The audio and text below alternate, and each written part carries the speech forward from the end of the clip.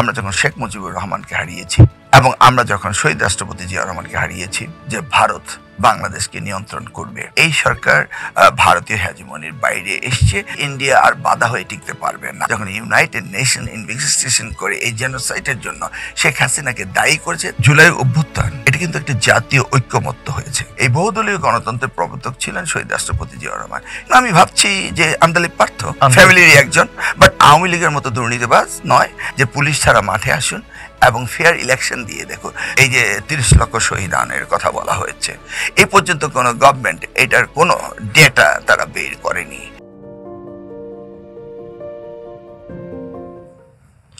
সুপ্রিয় দর্শক, আপনাদের সবাইকে স্বাগত জানাচ্ছি চ্যানেল জেড আয়োজিত নিয়মিত সংবাদ বিশ্লেষণ অনুষ্ঠান জেড ফোকাসে। আপনাদের সঙ্গে আছে আমি সাইদ খান। আর আলোচনার জন্য প্রতিদিনের মতো আজও আমাদের সাথে একজন অতিথি রয়েছেন। আজ আমাদের সাথে আছেন সাবেক শিক্ষা প্রতিমন্ত্রী, বিএনপির কেন্দ্রীয় নেতা এহসানুল হক মিলন। ডক্টর এহসানুল হক মিলন, আপনাকে স্বাগত জানাচ্ছি। ধন্যবাদ আপনাকে, এবং প্রথমের মতো জি ফোকাসে এসে আমি নিজেকে গর্বিত মনে করছি। দর্শক, আপনারা জানেন জেড ফোকাসে আমরা প্রতিদিনই দিনের উল্লেখযোগ্য ঘটনা ধরে বিশ্লেষণ করে থাকি, অতিথির মুখ থেকে বিশ্লেষণ শুনে থাকি। আজও আমাদের হাতে বেশ কয়েকটি গুরুত্বপূর্ণ সংবাদ রয়েছে, এগুলোর বিশ্লেষণ শুনব সাবেক শিক্ষা প্রতিমন্ত্রী এহসানুল হক মিলনের কাছ থেকে। মিলন ভাই, আপনিও নিশ্চয়ই আপনারও চোখে পড়েছে আজকে সবচেয়ে আলোচিত একটি খবর, দ্য হিন্দুকে পররাষ্ট্র উপদেষ্টা বলেছেন, বাংলাদেশের অন্তর্বর্তীকালীন সরকারের পররাষ্ট্র উপদেষ্টা, বাংলাদেশ ভারত সম্পর্ক নির্দিষ্ট সরকার কেন্দ্রিক হওয়া উচিত নয়। এটি বাংলাদেশের পররাষ্ট্র উপদেষ্টাই মন্তব্য করেছেন। আরেকটি সংবাদ হচ্ছে শেখ হাসিনার বিরুদ্ধে তদন্ত 20 এপ্রিলের মধ্যে শেষ করার নির্দেশ দেয়া হয়েছে, এটি একটি খবর। আরেকটি খবর হচ্ছে জুলাই গণহত্যা, শেখ হাসিনা সরকারের 12 মন্ত্রী প্রতিমন্ত্রী ট্রাইব্যুনালে হাজির করা হয়েছে। এই হত্যাকাণ্ড এবং বলতে গেলে জেনোসাইডের অভিযোগে তাদেরকে ট্রাইব্যুনালে হাজির করা হয়েছে, আন্তর্জাতিক অপরাধ ট্রাইব্যুনালে। আরেকটি সংবাদ সেটি হচ্ছে কলকাতার বাংলা দৈনিক আনন্দবাজার পত্রিকা একটি প্রতিবেদন করেছে, সেটি হচ্ছে বিএনপিকে ঠেকাতে ছাত্রদের দল তৈরির পেছনে কি জামাত, তারা প্রশ্ন তুলেছেন এবং তারা অনুসন্ধান করবার চেষ্টা করেছেন। তারা কিছু কিছু জায়গার সত্যতা খুঁজেও পেয়েছেন, আবার সিদ্ধান্তও দিতে পারেননি। অবশ্য কোনো পক্ষ এখনো পর্যন্ত এ বিষয়টি কিন্তু এই প্রতিবেদনের মধ্যে স্বীকারোক্তিমূলক কোনো বক্তব্য আমরা পাইনি। এহসানুল হক মিলন, বর্তমানে বাংলাদেশের রাজনীতি এক ধরনের দ্বিধাদ্বন্দ্বের মধ্যে চলছে। ত্রয়োদশ জাতীয় সংসদ নির্বাচন আগে নাকি পূর্ণাঙ্গ সংস্কার আগে না স্থানীয় সরকার নির্বাচন আগে, এইসব নিয়ে যখন রাজনীতির মহলে এক ধরনের তর্ক বিতর্ক চলছিল এবং অন্তর্বর্তীকালীন সরকারের কর্মকাণ্ড কোনগুলো হওয়া উচিত এবং পরবর্তী জাতীয় সংসদ নির্বাচনের ঘোষণা অন্তর্বর্তীকালীন সরকার একেবারে পরিষ্কার করে না দিলেও এক ধরনের ধোঁয়াশা রয়েছে। রাজনৈতিক দলগুলো এটিকে সন্দেহের চোখে দেখছে এবং তারা এই অন্তর্বর্তীকালীন সরকারের মেয়াদ বাড়ানোর এক ধরনের অপকৌশল হিসেবে রাজনৈতিক দলগুলো ইতোমধ্যেই বক্তব্য দিয়েছেন। এবং এই অন্তর্বর্তীকালীন সরকারের মধ্যে 3 জন ছাত্র প্রতিনিধি রয়েছেন যারা উপদেষ্টা হিসেবে দায়িত্ব পালন করছেন। এই ছাত্রদের, যারা বৈষম্য বিরোধী ছাত্র আন্দোলনের নেতৃত্ব দিয়েছেন, বলা হচ্ছে যে এই ছাত্ররা নতুন একটি রাজনৈতিক দল গঠন করবেন এবং এই দলের নেতৃত্বে থাকছেন অন্তর্বর্তীকালীন সরকারের একজন উপদেষ্টা, যিনি পদত্যাগ করে এই দলের হাল ধরবার কথা রয়েছে। সেক্ষেত্রে অপর রাজনৈতিক দলের পক্ষ থেকে কিন্তু এই অন্তর্বর্তীকালীন সরকারের নিরপেক্ষতা নিয়ে এক ধরনের প্রশ্ন তোলা হচ্ছে। আপনি কি মনে করেন? ধন্যবাদ আপনাকে। প্রথমটি দিয়ে আমি শুরু করতে চাচ্ছি। প্লিজ। আমাদের পররাষ্ট্র উপদেষ্টা তিনি ভারতকে যেটা বলেছেন সে বিষয়ে আমার মন্তব্য হলো, বাংলাদেশ স্বাধীনতার পর এই প্রথমবারের মতো ভারতীয় হেজিমনি থেকে বেরিয়ে আসতে পেরেছে। এদেশের রাজনৈতিক দলগুলো একটি ধারণা ছিল যে ভারতের আশীর্বাদ পুষ্ট না হয়ে সরকার টেকা যায় না। এই ধরনের চিন্তা চেতনা অনেকের ভেতরে ছিল।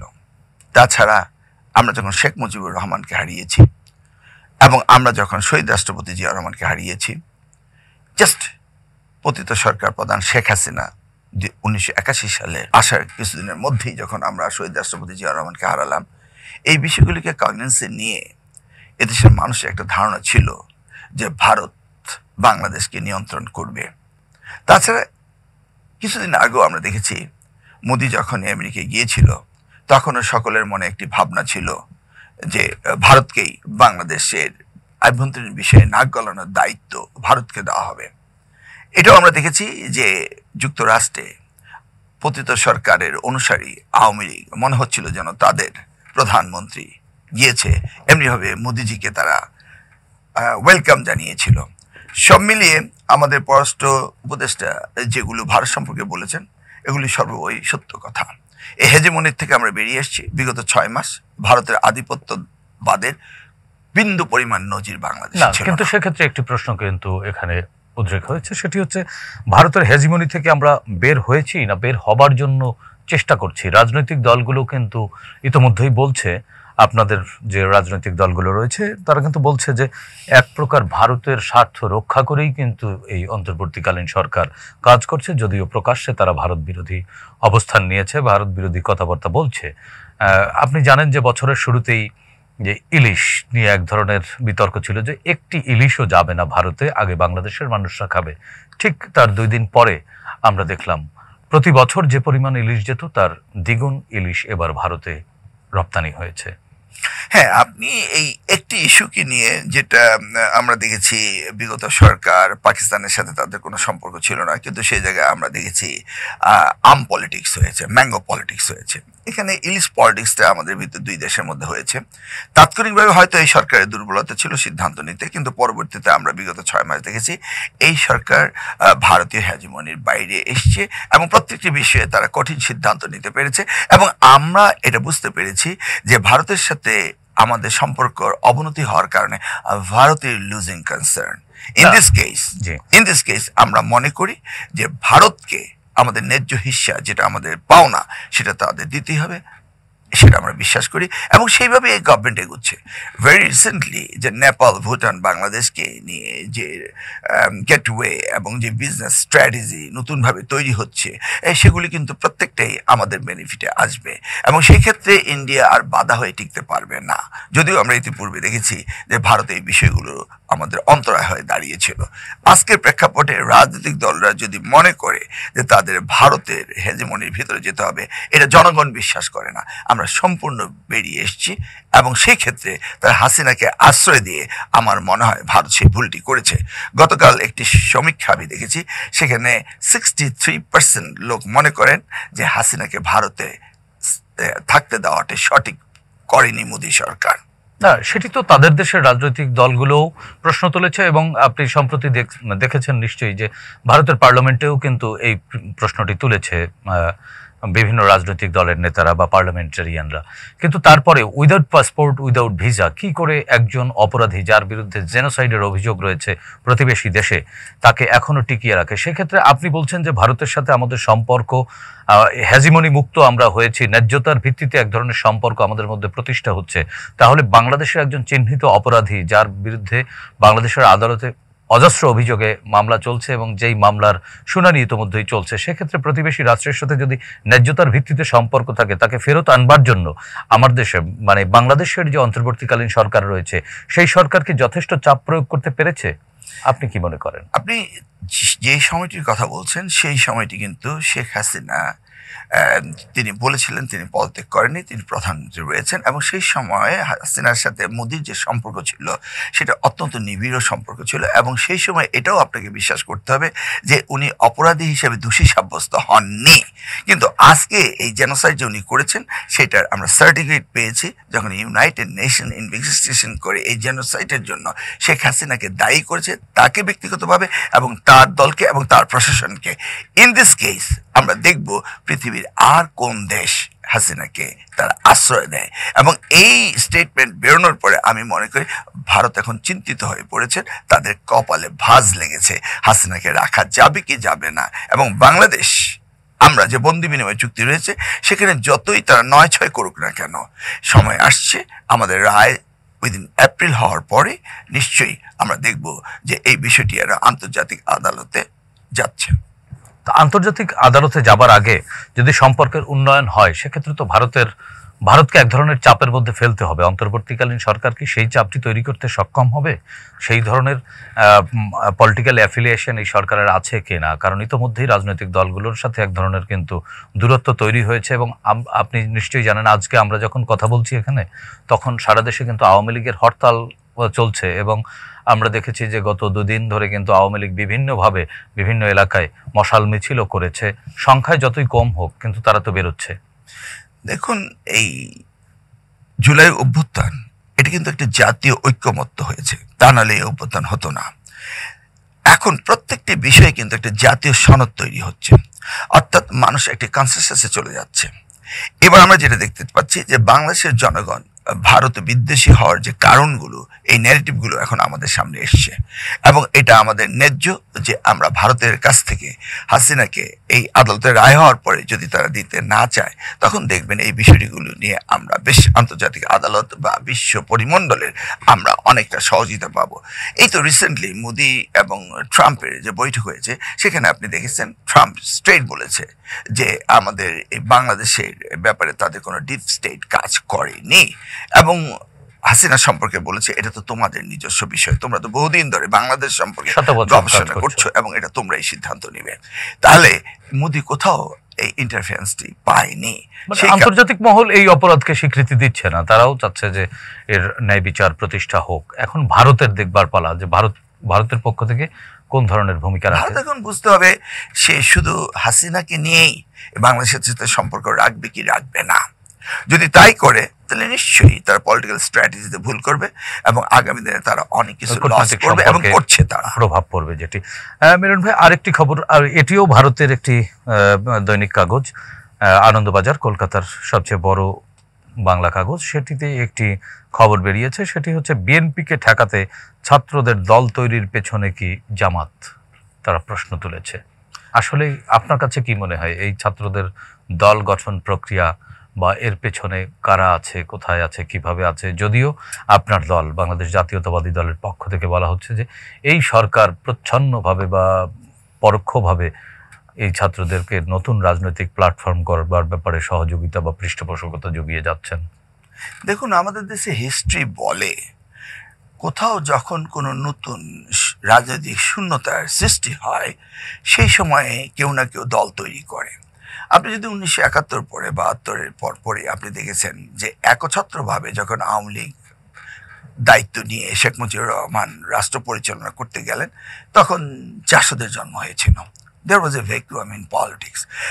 ঠিক তেমনিভাবে আমরা দেখেছি 75-এর পট পরিবর্তনের পর যখন 75-এর জানুয়ারিতে সংসদে গিয়ে এক দলীয় শাসন ব্যবস্থা প্রবর্তন করলেন তৎকালীন আওয়ামী লীগ সরকার এবং শহীদ রাষ্ট্রপতি জিয়াউর রহমান দায়িত্ব পাওয়ার পরে তিনি মাল্টি পার্টি ফরমেশনে উনি তখন গেলেন। এই বহুদলীয় গণতন্ত্রের প্রবর্তক ছিলেন শহীদ রাষ্ট্রপতি জিয়াউর রহমান।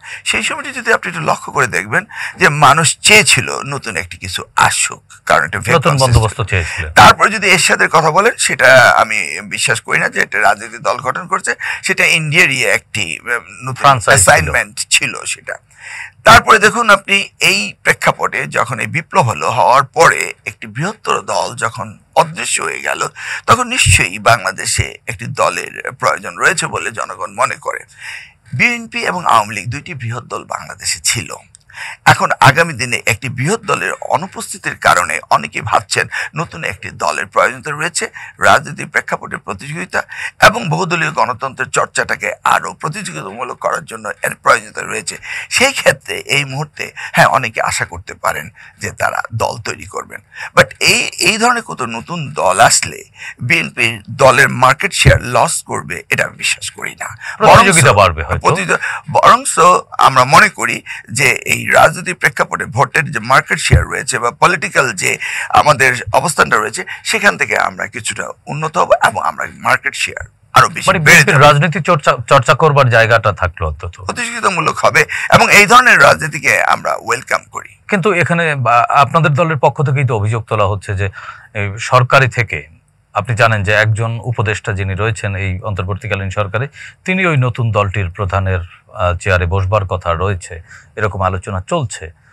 তো সেক্ষেত্রে এই অভিযোগ যে এই অন্তর্বর্তীকালীন সরকার নিরপেক্ষতা হারাবে, এই অভিযোগ তো আপনারা করছেন বেশ কিছুদিন ধরে। এই অভিযোগটা আমি করব না, অনেকেই করতে পারে, কারণ বাংলাদেশের প্রেক্ষাপটে যে কোনো দলেই সরকার থেকেই এটা স্থায়িত্ব এবং এটাকে সংগঠিত করার একটা সুযোগ সুবিধা পেয়ে থাকে।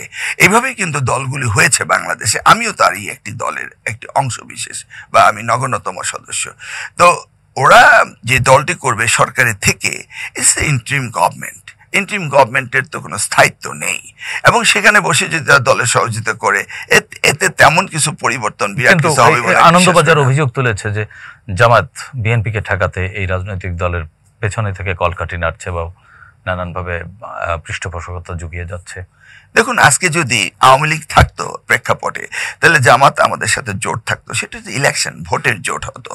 আর আজকে যেহেতু আওয়ামী লীগ নেই, সে কারণে জামাতকে আরেকটি দল হিসাবে প্রতিযোগিতাময় হওয়ার জন্য জামাত বাইরে থাকে, তো আমাদের প্রয়োজন। তা জামাতকে নিলে তো জোটই হয়ে গেল। অবশ্য আমাদের 31 দফায় রয়েছে যে নির্বাচনের পর আমরা জাতীয় সরকার করব। সেই ক্ষেত্রে জামাত যদি সংখ্যায় একটু বেশি পায়, তারা বিরোধী দল হবে না আমাদের জাতীয় সরকার, সেটা পরে আমাদের ভাববার বিষয় রয়েছে। কিন্তু এই ক্ষেত্রে আমরা বিএনপি মনে করি না যে জামাত আমাদের এই ধরনের কোনো মানে ঠেকানো শব্দটি আপনারা আই ডোন্ট সি ইট। আমরা তো মাঠে রাজনীতি করি। বিএনপির যে সক্ষমতা রয়েছে, বিএনপির যে আদর্শ রয়েছে, আর বিএনপিকে এই দেশ থেকে নিশ্চিহ্ন করার যে প্রক্রিয়া চলেছিল এই টু দ্য হাইয়েস্ট লেভেল, এই প্রক্রিয়ার পরে বিএনপির কোনো ক্ষতি হতে পারেনি। বিএনপি একটা আদর্শিক দল, অতএব এই দল বিএনপির ক্ষতি করার ষড়যন্ত্র হচ্ছিল, এই ষড়যন্ত্র কি বন্ধ হয়ে গেছে বলে আপনি মনে করেন, বিশ্বাস করেন? না, আমি এটা বিশ্বাস করি না, আদৌ বিশ্বাস করি না। কি ধরনের ষড়যন্ত্র বিএনপিকে হটিয়ে দেওয়ার জন্য? এই ধরনের স্ট্রেংথ, স্টেমিনা, এই ধরনের পাবলিক সাপোর্ট জামাতের কি হয়েছে? আপনি দেখুন, আপনি যদি 1996 সালের কথায় স্মরণ করুন, জামাতের তারা সেই সময় মাত্র 2টি আসন পেয়েছিল। 91-তে যখন আপনি দেখলেন জামাত বিএনপির সাথে অলিখিত একটি জোট ছিল, কথিত ছিল যে যেখানে জামাতের ক্যান্ডিডেট বেরিয়ে আসার সম্ভাবনা রয়েছে সেখানে বিএনপি জামাতকে সাপোর্ট দিবে, এবং তাদের রেজাল্ট তখন হয়েছিল 18টি আসন 1991-তে। 1996 এসে জামাত আওয়ামী লীগের সাথে জোট বাঁধলো এবং কেয়ারটেকার কনসেপ্ট নিয়ে তারা রাজনীতি করলো, এবং তাদের সাথে যে সম্পর্ক হয়েছিল সেই সম্পর্কে একই রকম অলিখিত ছিল যে জামাত যেখানে ভালো করবে সেখানে আওয়ামী লীগ তাদের ভোট দিবে। কিন্তু দেখা গেল আওয়ামী লীগ তাদের কথা রাখেনি এবং জামাত চলে আসলো মাত্র 2টি আসনে।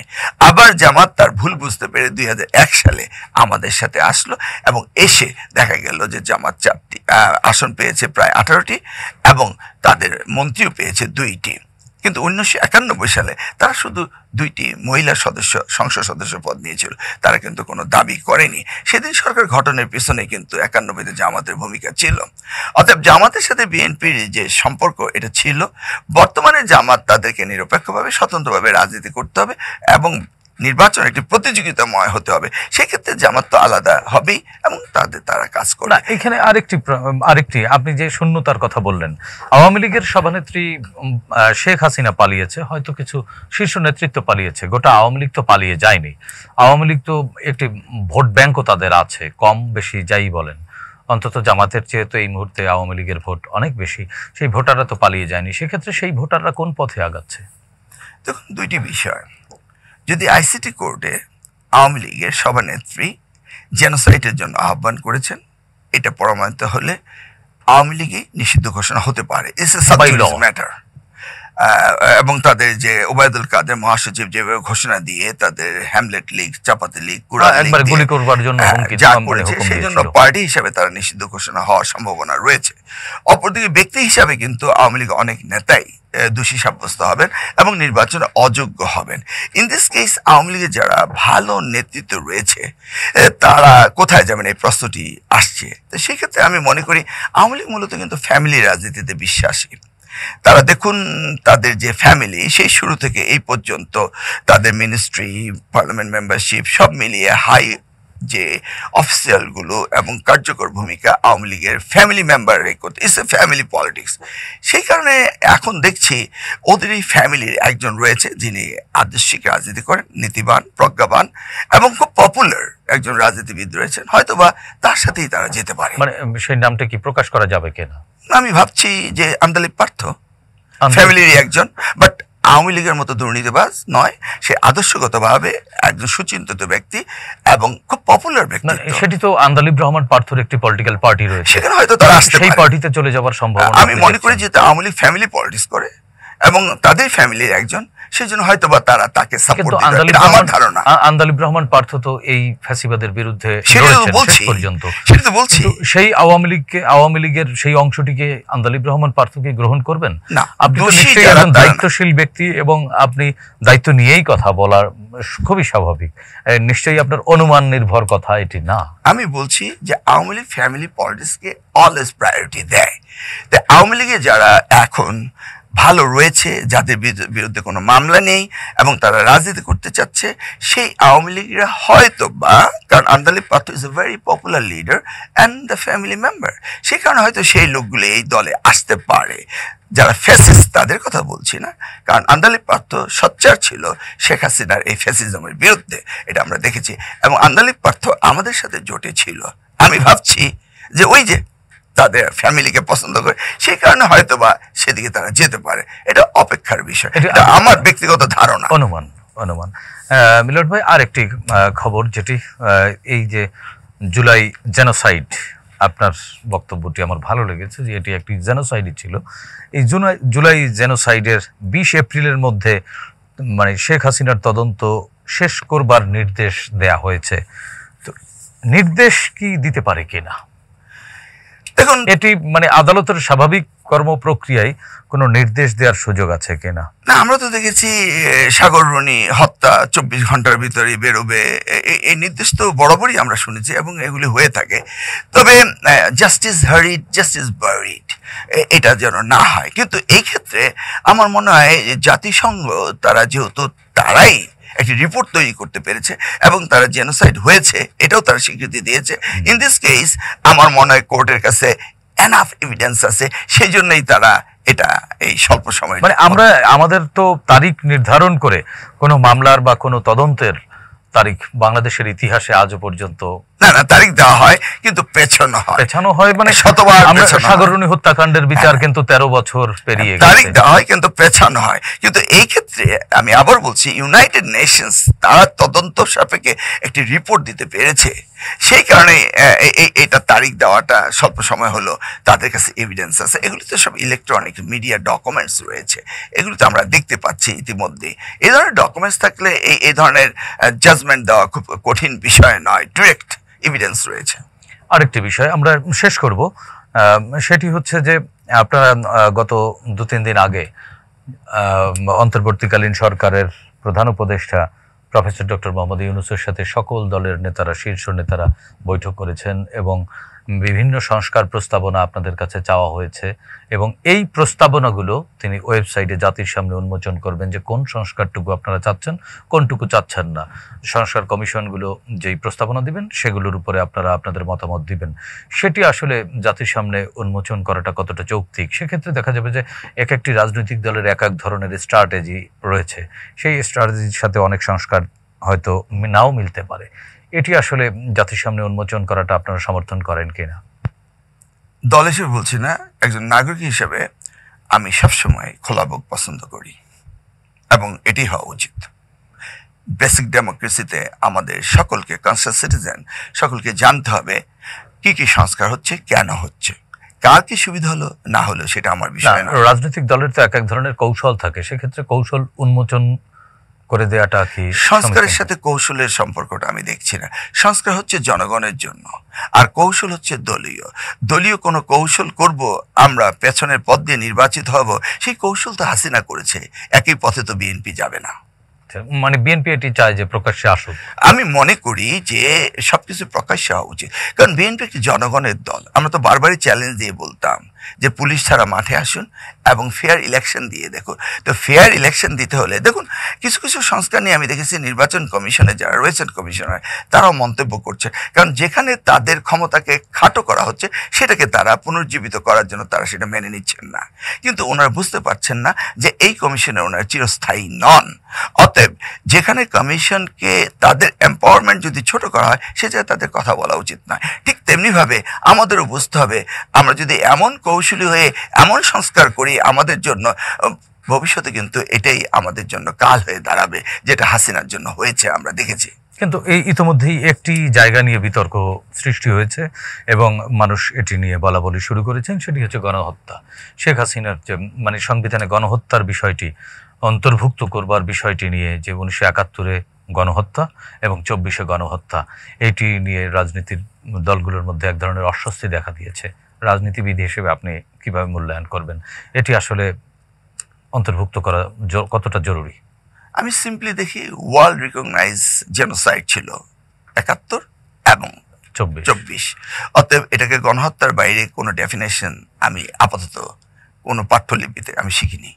সেক্ষেত্রে একটি পক্ষ থেকে বলা হচ্ছে যে এই গণহত্যাটি যদি সন্নিবেশিত হয়, এই মুহূর্তে যারা রাজনীতি করছেন তাদের অনেকের আপত্তি রয়েছে। একটি দলের বিরুদ্ধে এই অভিযোগ তোলা হচ্ছে যে তারা চাচ্ছেন না যে গণহত্যার এই বিষয়টি সংবিধানে সন্নিবেশিত হোক।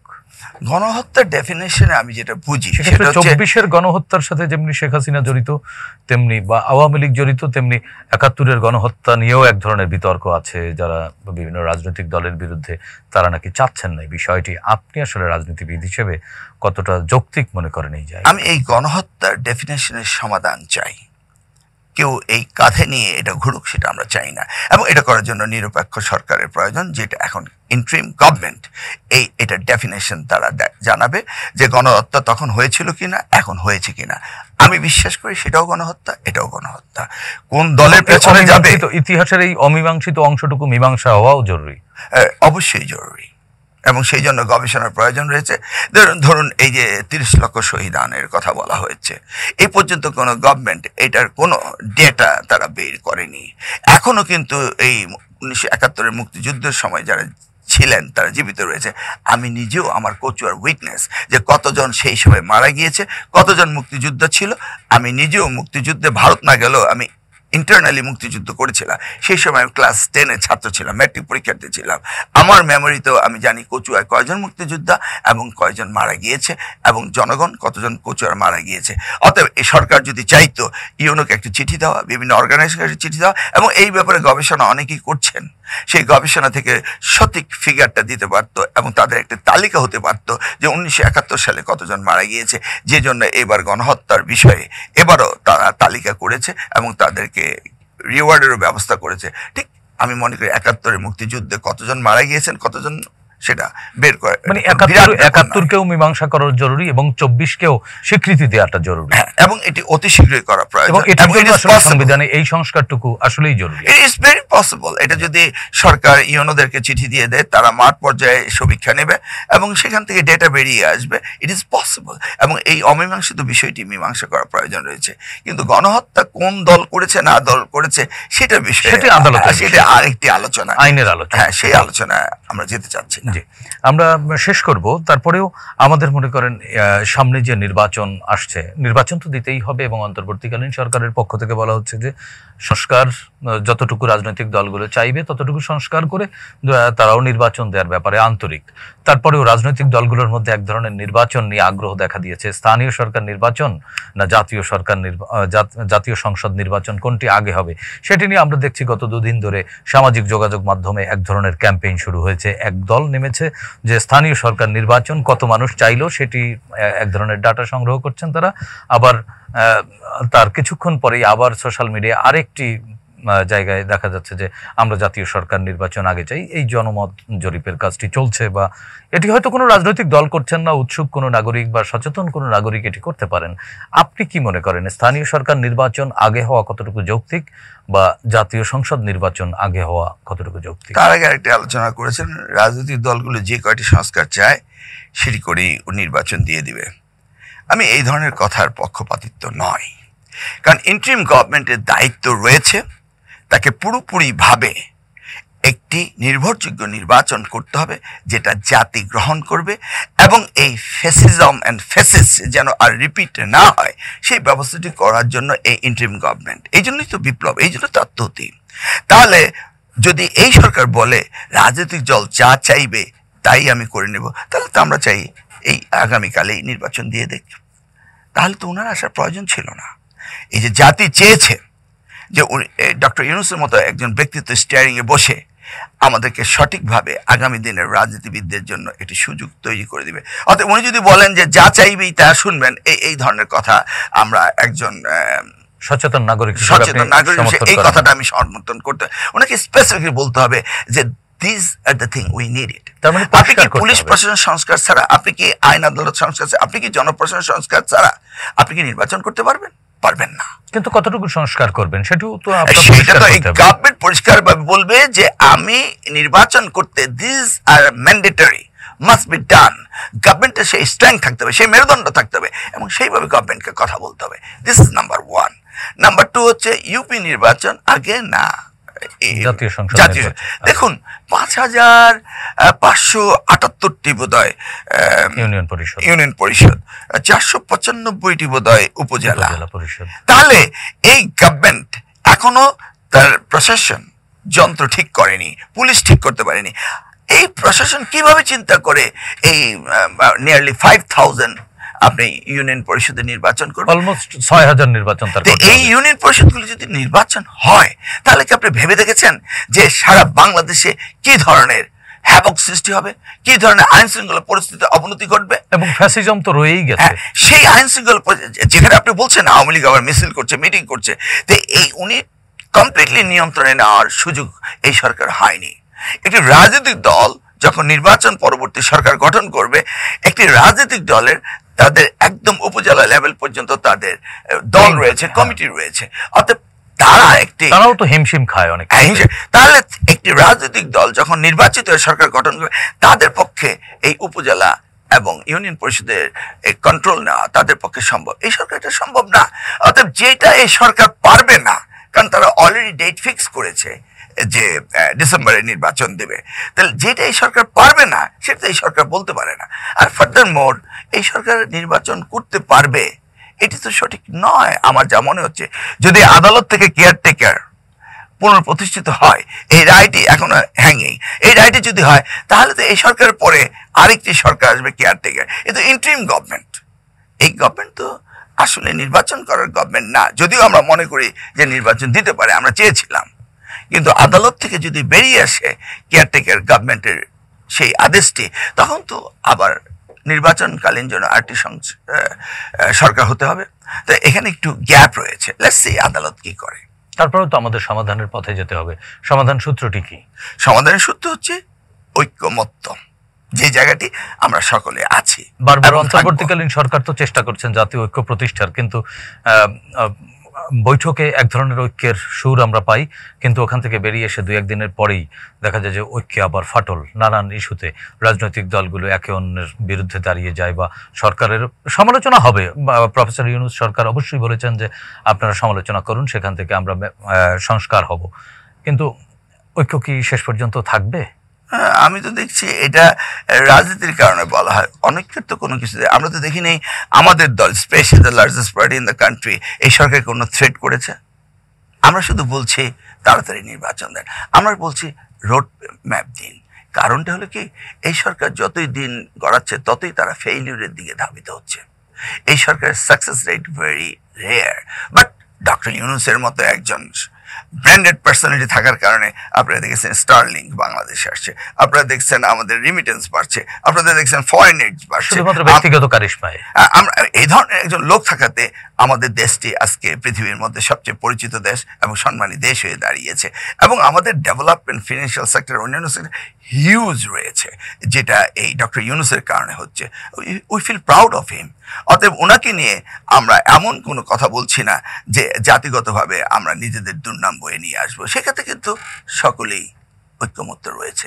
শুধুমাত্র নির্বাচনই এখন একমাত্র সমাধানের পথ বের করে দিতে পারে। তাহলে এছাড়া কোনো অল্টারনেট সলিউশন বাংলাদেশে নেই, এবং বিগত দিনে নির্বাচন সঠিকভাবে হয়নি বলেই আজকের এই এনার্কি, আজকের এই ফেসিজম এবং ফেসিস্ট সরকার হয়েছিল। অতএব নির্বাচন হচ্ছে দ্য অনলি সলিউশন। আর ডিলে হলে আমার মনে প্রবলেম বাড়বে, যেহেতু এই গভর্নমেন্ট ততটা ম্যানেজ করতে পারছেন না, কারণ তাদের ক্যাবিনেটগুলো সঠিকভাবে হয়নি। যদি ডক্টর ইউনূস সাহেব ওনার ক্যাবিনেট রিশাফলিং করতেন এবং সেখানে দলমত নির্বিশেষে কোয়ালিফাইড লোককে নিয়ে উনি এই দেশটাকে চালাতেন, তাহলে নিশ্চয়ই আমরা তার সুফল পেতাম। আসলে বৈষম্য বিরোধী আন্দোলনের পরে, এই সরকার আসার পরে মূলত দৃশ্যত আমরা কোনো পরিবর্তন দেখিনি হাটে বাটে ঘাটে বাজারে। তারপরেও তো আমরা প্রত্যাশা রাখি সমস্যার সমাধান হয়ে যাবে। ধন্যবাদ ডক্টর স্বপ্ন নিয়ে আমাদের বাঁচতে হবে এবং সেই আশা নিয়ে আমরা আছি ইনশাআল্লাহ। সামনের ভবিষ্যৎ সুন্দর হবে। আমাদেরকে সময় দেওয়ার জন্য আপনাকে ধন্যবাদ ডক্টর এহসানুল হক মিলন। প্রিয় দর্শক, আমরাও বিশ্বাস করি গণতন্ত্রে তর্ক থাকবে, বিতর্ক থাকবে, মত থাকবে, মতান্তর থাকবে, সব কিছু পরেও আমাদের যে জাতীয় ঐক্য জুলাই গণ অভ্যুত্থানকে কেন্দ্র করে হয়েছে, সেই ঐক্যের দৃঢ়তায় আমরা আগামী দিনের বাংলাদেশ, যে নতুন বাংলাদেশ, সেই বাংলাদেশ প্রতিষ্ঠা করতে পারবো, সেই প্রত্যাশা ব্যক্ত করে আজকের মতো এখানেই শেষ করছি। প্রিয় দর্শক, ভালো থাকুন, সুস্থ থাকুন, চ্যালেঞ্জারের সঙ্গেই থাকুন। খোদা হাফেজ।